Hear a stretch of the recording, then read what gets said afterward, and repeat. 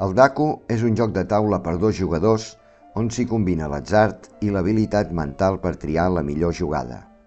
És un joc viu i alhora reflexiu, equilibrat, de bona durada, amb una mecànica de joc que s'agafa fàcilment i el que, segons pronostica el seu creador, s'hi continuarà jugant d'aquí a 200 anys. Cada jugador disposa de 7 fitxes, tira el dau i en mou una. Cada fitxa va per la seva columna i no canvia mai de columna.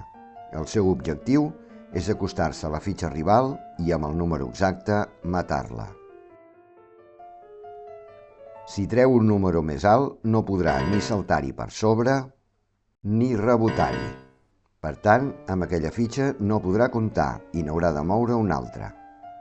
Depenent de quina part del tauler una fitxa mati la rival, passarà una cosa o una altra.